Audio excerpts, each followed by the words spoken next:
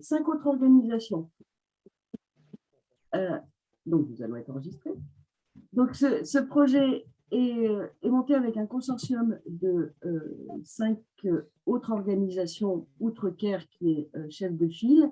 Et parmi ces organisations, on retrouve ROEC, que vous connaissez bien, et qui a organisé ce forum. Alors, le projet, nous l'avons bâti toutes ensemble, nos 6 organisations, et il est issu d'un constat que je pense vos organisations vont partager largement, c'est que les OSC féministes sont généralement confrontés à des difficultés financières, des problèmes de ressources, même si ces organisations peuvent s'appuyer sur un nombre de bénévoles et de militantes fortement engagés, les moyens financiers sont souvent… Les organisations féministes expriment souvent aussi le besoin de développer leur capacité et leurs moyens d'agir et de développer aussi leur reconnaissance nationale, régionale, voire à l'international, et leur visibilité. Et aussi, certaines organisations féministes, parce qu'elles sont émergentes ou de petite taille, ou parce qu'elles agissent dans des contextes particulièrement difficiles, voire dangereux, sont dépourvues de reconnaissance légale dans leur pays. Donc, partant de ce constat général, nous avons essayé de mettre sur pied un projet qui permette une mise à disposition des organisations féministes de terrain, de base, donc une mise à disposition de ces féministes de financement qui soit à la fois flexible et sécurisé. Nous avons aussi prévu dans le cadre de ce projet de mettre en place un certain nombre d'activités qui visent au renforcement des capacités techniques, institutionnelles de ces OSC dans le but de leur permettre de progresser dans leur capacité à faire respecter les droits des femmes dans leur pays, dans leur région. Le projet prévoit aussi un appui à la mise en réseau des organisations entre elles pour favoriser les apprentissages, les échanges de savoir-faire. Et ce projet permet de soutenir, à certaines conditions, mais c'est quand même une possibilité, des organisations féministes qui ne sont pas enregistrées légalement dans leur pays, ou bien des mouvements sociaux à visée de défense des droits des femmes. Alors, ce projet, comme je vous le disais, il a un budget global de 15 millions d'euros. Il se déploie entre 2021 et 2024 et il a une portée entre guillemets mondiale puisqu'il vise 31 pays du monde, en sachant que 65% du budget disponible pour les organisations féministes sera fléché sur les pays africains, Afrique du Nord comprise. Donc, l'objectif de ce projet, c'est soutenir les organisations féministes des pays du Sud, parce que nous estimons qu'elles sont des actrices de changement. Je n'ai pas tout à fait fini. Non, il faudrait revenir à la slide précédente. Encore. C'était la slide précédente, Rosaline. Est-ce que… Bah, non, c'est encore avant. C'est la slide… Voilà, parfait, super. Donc, non, c'était bon. C'est la slide 4 qui s'appelle « Éléments clés du projet ».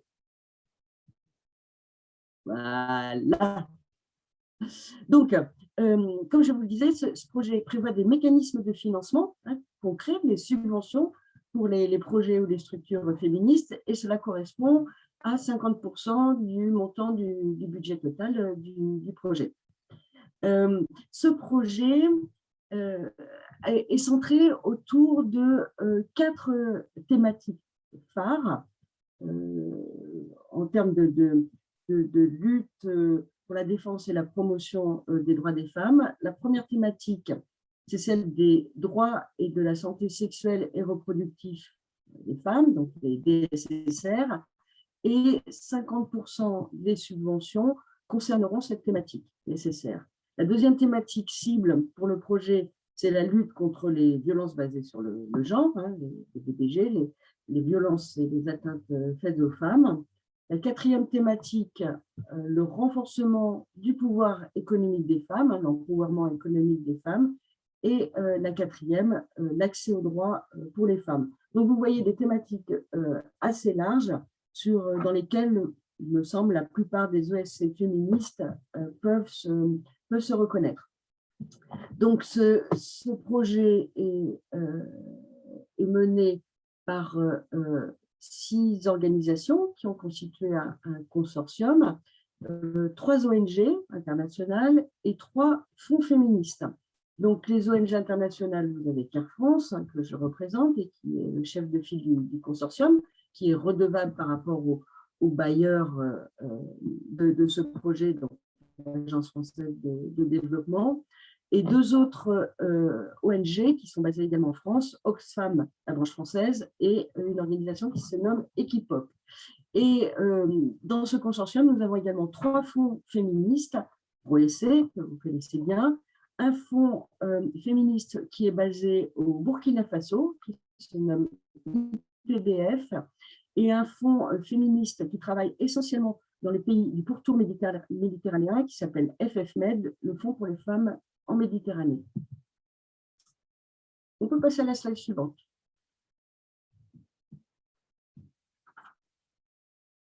Donc, moi, vous voulez que je recommence, mais voilà, c'est ça. Donc là, je vais passer rapidement. Vous voyez les 31 pays d'intervention de ce projet, donc un projet qui a une envergure internationale assez forte. Et peut-être pour ce qui vous intéresse le plus, les pays de développement en Afrique sont donc le Bénin, le Burkina Faso, le Cameroun, la Côte d'Ivoire, la Guinée, Madagascar, Mali, Mauritanie, Niger, la RCA, la RDC, le Sénégal, le Tchad, le Togo, avec une possibilité aussi d'intervenir pour des projets en soutien à des projets plus transnationaux, on va dire régionaux, sur la région Afrique de l'Ouest. Voilà, je pense qu'on peut avancer. Est-ce que tu nous passerais la slide suivante? Voilà, donc je vais vous faire un petit focus sur le fonctionnement de ce fonds et notamment l'octroi des subventions.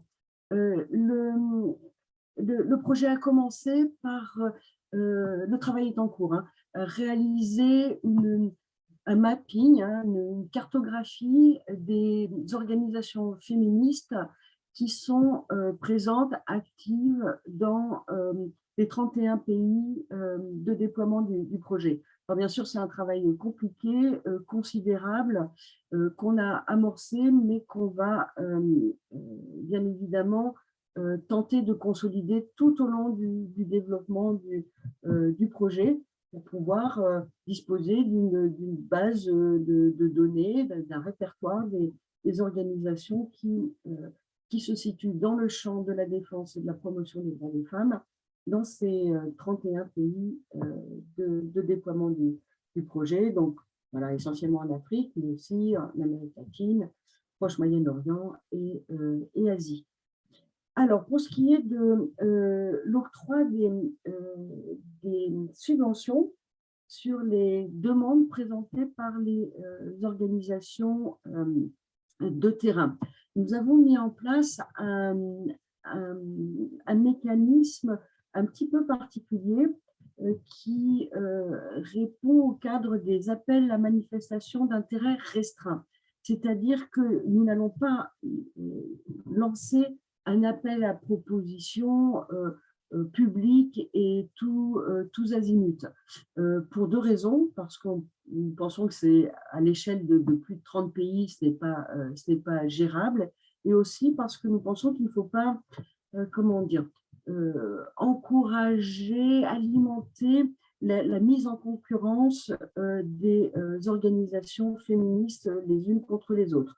Donc, nous allons lancer des appels à manifestation restreints en engageant des liens directs avec les organisations que nous inviterons ensuite à présenter une demande de subvention. Alors, ces subventions s'organisent selon 3 canaux. Nous avons proposé un mécanisme de subvention qui puisse couvrir un éventail de besoins assez large.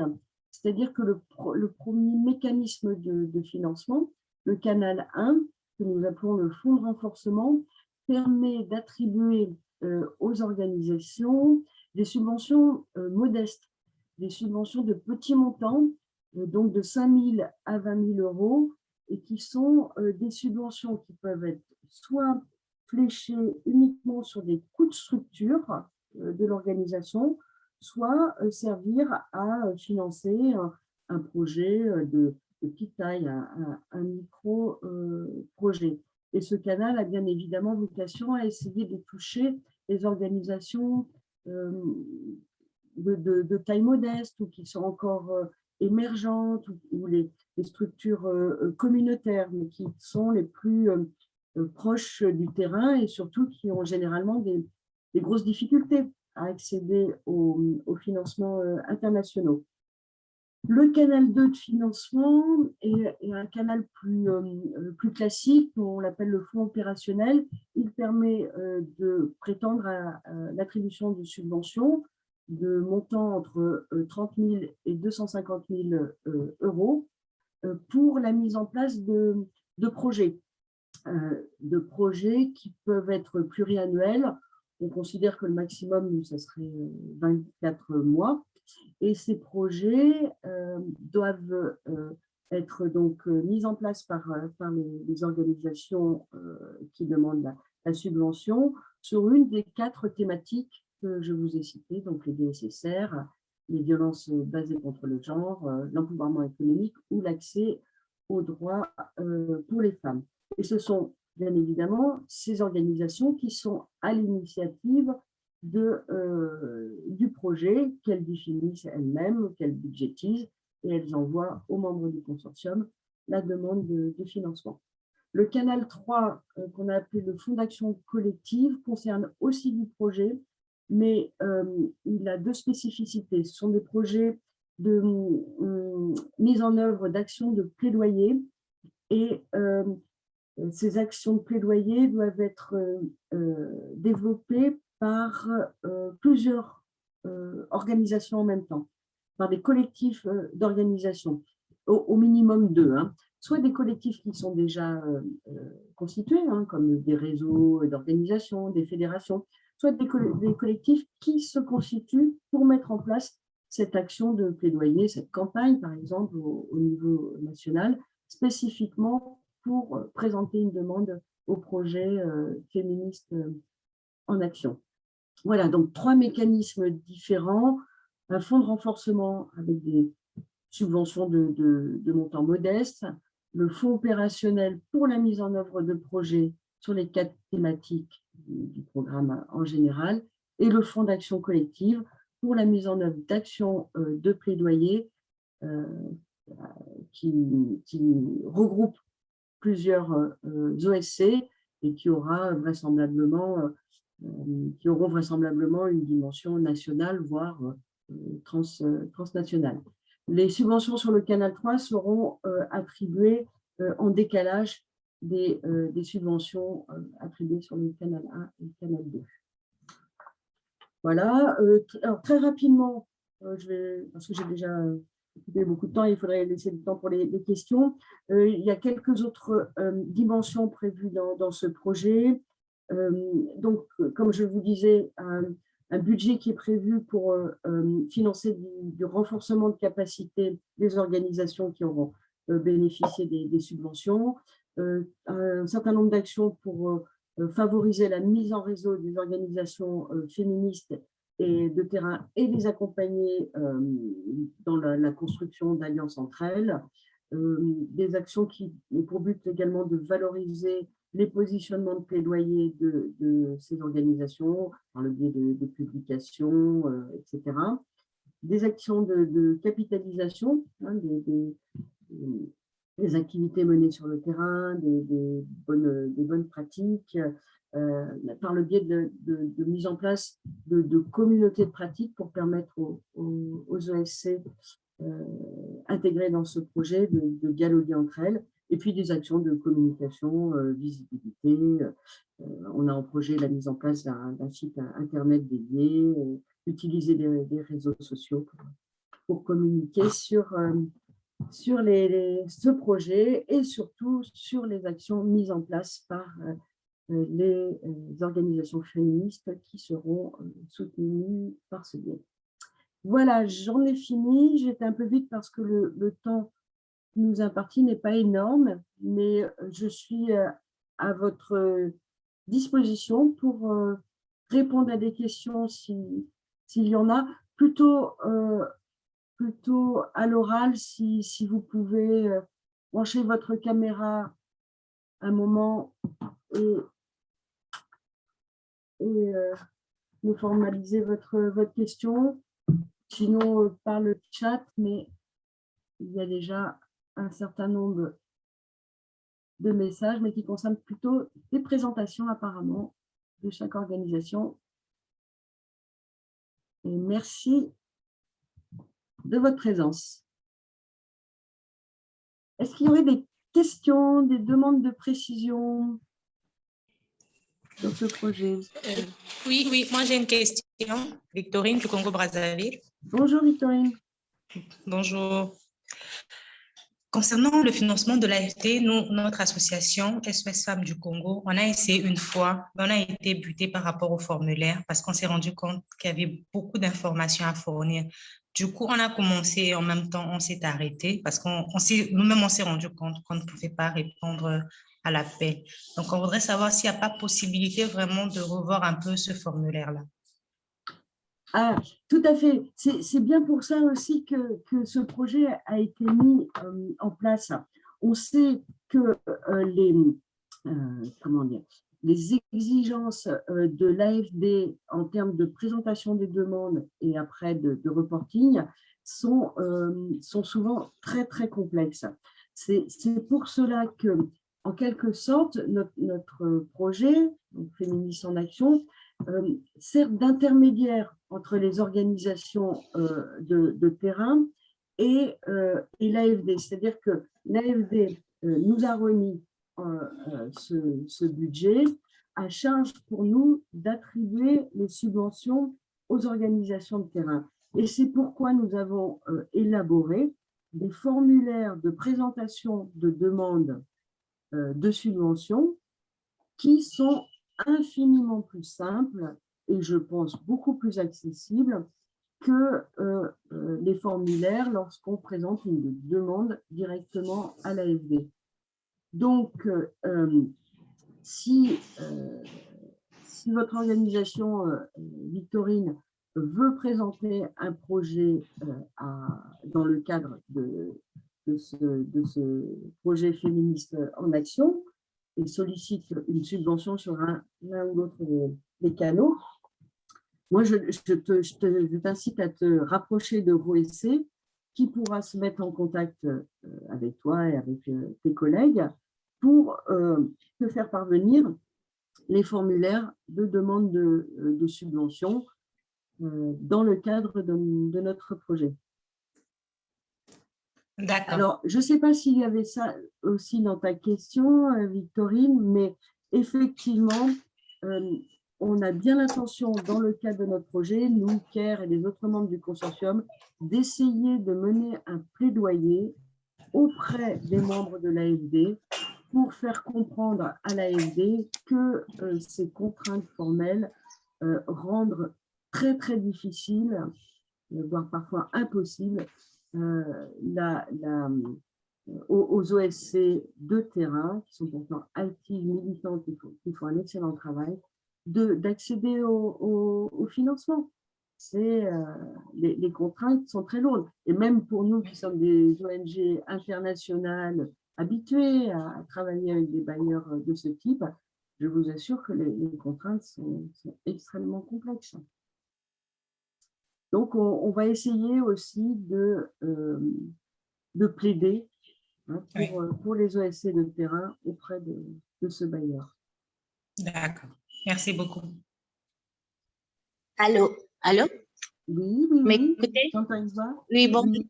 Je suis une fils de la directrice générale de l'Organisation des femmes pour l'islam sans frontières au Cameroun, membre de Je m'engage au Cameroun. Ma question, c'était par rapport au fonds, à la procédure. Vous avez dit que c'est un fonds restreint. Si vous pouvez plus et vous étaler un peu dessus, s'il vous plaît. Merci. Oui, sur les appels à manifestation d'intérêt restreint. On propose aux organisations, aux OSC féministes, enfin, aux organisations qui se positionnent dans le champ de la défense, de la promotion des droits des femmes, de l'égalité de genre. Ce n'est pas obligé, il n'est pas nécessaire d'assumer le terme féministe en soi. On les propose de se rapprocher d'un des membres du consortium qui est représenté dans leur pays, dans leur zone. Vous qui êtes là, derrière l'écran, qui vous êtes branchés sur le forum de ROEC, je vous invite à vous rapprocher de ROEC pour entamer un dialogue avec ROEC en tant que membre du consortium et voir si vous pouvez recevoir une invitation à présenter une demande de subvention. Donc voilà, on va envoyer des invitations à ces organisations lesquelles on est déjà en contact ou qui vont rentrer en contact avec nous. Et ensuite, on va leur demander de remplir ce dossier de demande de financement, d'opter pour un des 3 canaux, hein, selon leur intérêt, leur taille, etc., le projet qu'elles envisagent de monter. Et ensuite, les décisions de financement seront prises par des comités d'attribution de subventions qui sont constitués par tous les membres du consortium. Et ensuite, la subvention est acheminée à l'association si le comité d'attribution a donné une réponse positive, à charge pour l'association, bien sûr, de nous faire rapport narratif et financier du projet qui a été financé. Mais c'est quand même, il me semble, pour rebondir sur ce que disait Victorine tout à l'heure, infiniment plus souple et adapté au mode de fonctionnement des organisations de terrain que les structures des bailleurs de fonds internationaux et leurs contraintes. J'ai répondu à ta question. Est-ce qu'on a d'autres questions? Oui, on a 2 autres mains levées. On a M. Eric Ronsono. Si ah oui. Vous pouvez poser votre question. Eric, vous voulez vous exprimer? Oui, merci beaucoup, madame, pour la présentation. Je vous entends mal. OK. Allô, vous me recevez, madame? Oui, pas très, très fort. Allô? Oui, je vous entends. OK, vous me recevez? C'est bon. D'accord. OK. Moi, je suis au niveau de l'ONG Agir pour un monde meilleur. Nous avons également fait une section de la journée précédente d'hier au niveau du forum organisé par COEC. D'accord. Maintenant, je voudrais demander pour le mécanisme d'octroi de financement que vous aviez présenté tout à l'heure, est-ce que la constitution de la base de données continue toujours ou cette constitution de base de données est arrêtée? Parce que la dernière fois, nous avions reçu un appel, parce que la dernière fois, nous avions reçu un appel restreint de Quai Bénin pour l'élaboration d'un projet sur ces 3 canaux que vous aviez cités tout à l'heure. Maintenant, le projet devait démarrer le 5 novembre passé. Je ne sais pas si Mais nous n'avions pas eu de suite jusqu'à présent, même si le projet est sélectionné ou pas. Nous n'avions pas eu de suite. Et je voudrais demander, est-ce que c'est toujours dans le financement dont vous parlez maintenant que le Quai Bénin également intervient dans cette directionnelle? Alors, ma troisième question va à l'endroit de... Monsieur Eric Rianson, Oui? est-ce qu'on peut donner le temps à Madame Véronique de répondre quand même aux deux questions avant? C'est des questions bien intéressantes, mais je vais répondre petit à petit. Alors, oui, la base de données en ligne est toujours ouverte. Elle sera ouverte jusqu'à la fin du projet, jusqu'à 2024. On va arrêter les résultats à fin novembre pour essayer de les traiter, avoir une idée un peu statistique du nombre d'organisations qui ont répondu, quelles sont les difficultés mises en avant, voilà, faire un petit traitement en interne pour nous, mais comme une petite étude de départ.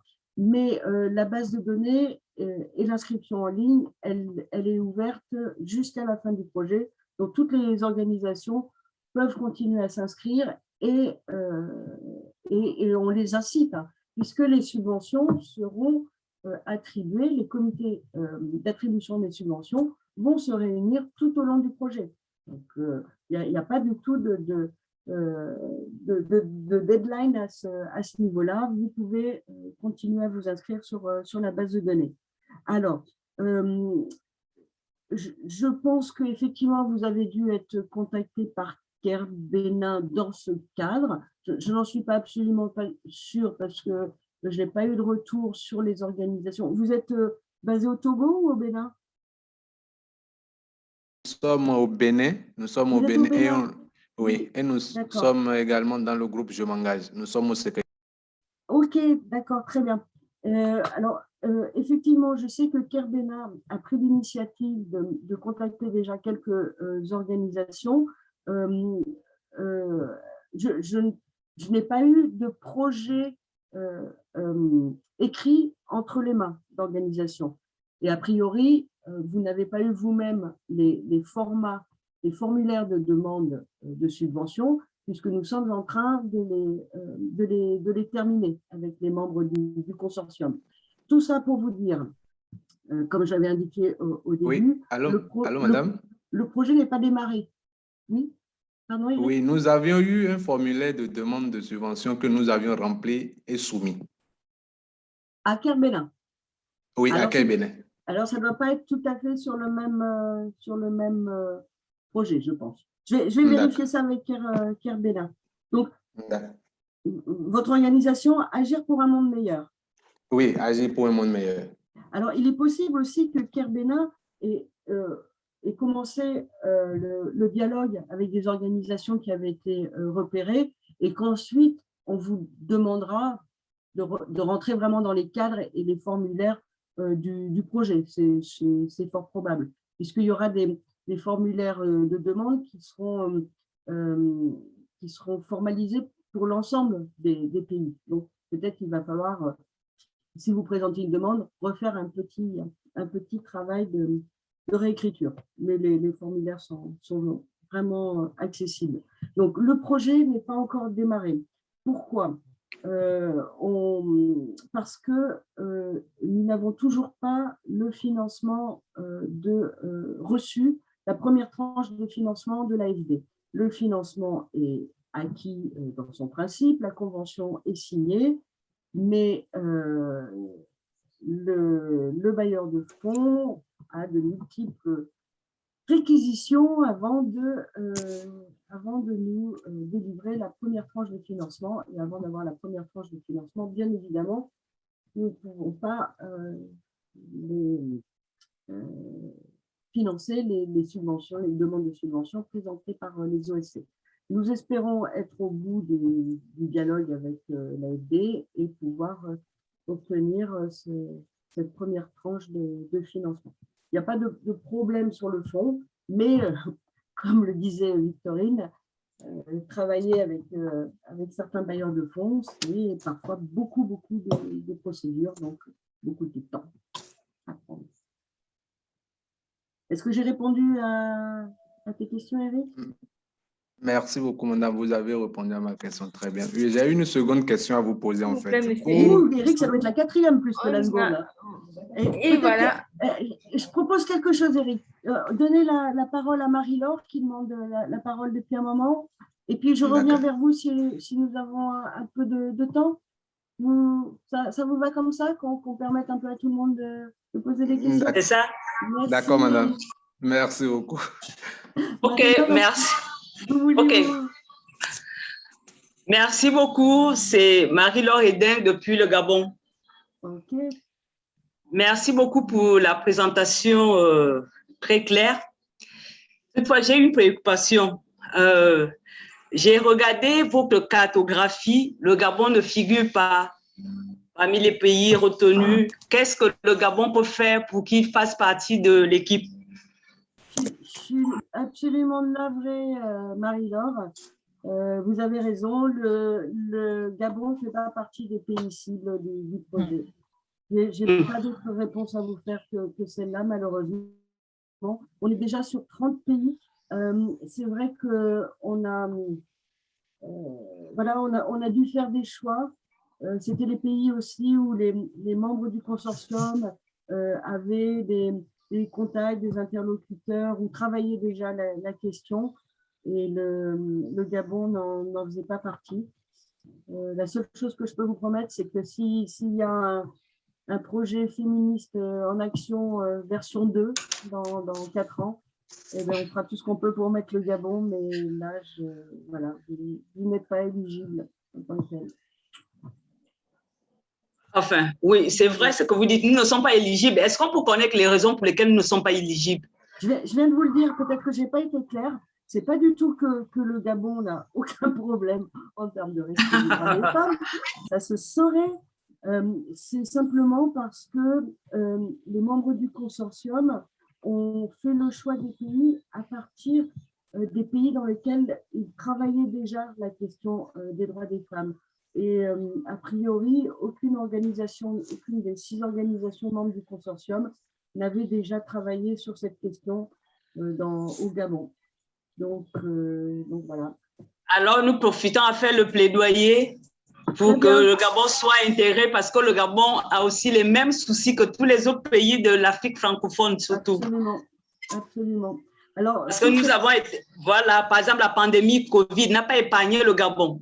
Bien sûr. Nous avons les mêmes préoccupations économiques, violences basées sur le genre, tout ce que vous avez listé. Le Gabon a ces difficultés-là aussi. Merci. Je laisse la parole aux autres. Tout à fait. Mais on pourrait le dire de pas mal d'autres pays qui ne sont pas sur, alors qu'il serait important de les inclure, le Nigeria, l'Afrique du Sud, etc. Mais voilà, on n'avait pas non plus les moyens de faire un projet qui puisse toucher tous les pays. Donc, on en a ciblé certains. Je conçois bien que ça soit un peu injuste pour ceux qui ne sont pas dans la liste. Voilà, c'est aussi ça la justice économique. Merci. Vous avez raison. On a nos limitations. Alors, je ne sais pas, Rosaline, qui est-ce qui a demandé la parole en premier? Il y a pas mal de questions. Il y a plusieurs mains levées. Je pense que j'avais vu Olga Binti depuis le début. Olga, vous voulez intervenir?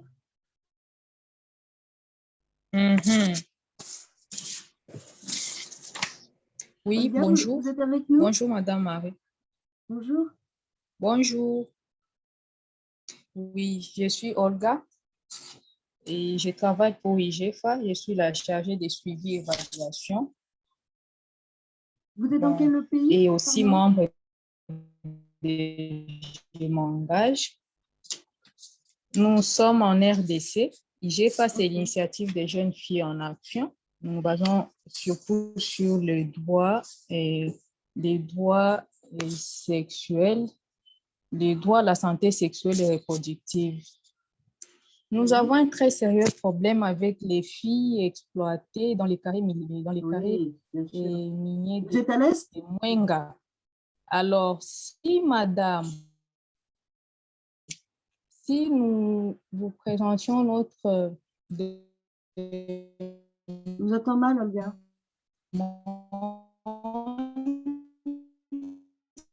La connexion doit être très mauvaise. Je ne vous entends plus.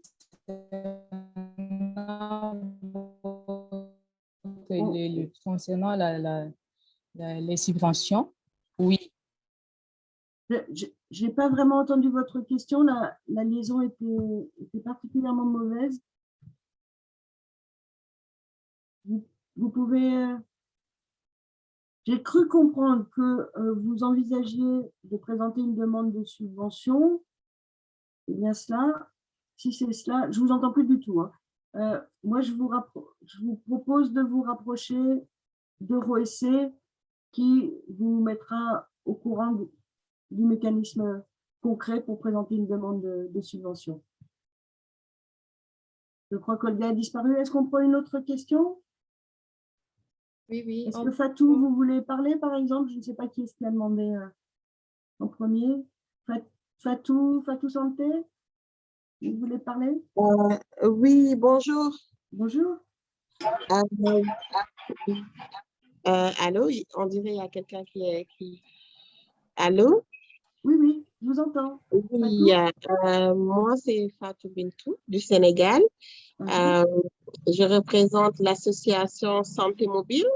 Je travaille pour le bien-être des jeunes filles et le respect de leurs droits. Le droit de santé sexuelle et reproductive. Très bien. Voilà. En fait, nous, c'est une aubaine de faire partie, de suivre ce forum parce qu'on n'était pas au courant de l'appel à candidature de l'AFD. Et c'est une occasion pour nous de pouvoir peut-être avoir un lien ou, si ce n'est pas trop tard, de pouvoir remplir le formulaire et pouvoir participer à cet appel-là, si c'est possible. Écoutez, il n'est pas trop tard, donc bienvenue. Reprenez contact avec l'EuroEC qui vous expliquera la marche à suivre, qui vous enverra le lien vers la base de données. Et si vous voulez poursuivre le processus, on pourra examiner une demande de votre part. Bonjour. Bonjour. Je vous écoute. Bonjour. Comment vous allez? Je vous remercie pour votre présentation. Et moi, j'avais une question particulière par rapport aux organisations qui ne se sont pas encore faites enregistrer. Parce qu'il y a au Bénin ici, la plupart des organisations travaillent, mais elles ne se font pas encore enregistrer. Peut-être 2, 3 ou 4 activités après, elles se font enregistrer. Dans le cas où il y aura un appel à projet, par exemple, et que parmi ces organisations qui ne se font pas enregistrer, est-ce qu'elles ont droit aux subventions? Oui. Est-ce que c'est une réponse suffisante? Mais en principe, ce projet permet de financer des organisations qui ne sont pas enregistrées légalement. On parle de reconnaissance légale, hein, de dépôt des statuts et d'enregistrement légal. Sur le principe, oui. Après, il faut donner des explications sur pourquoi l'organisation n'est pas enregistrée.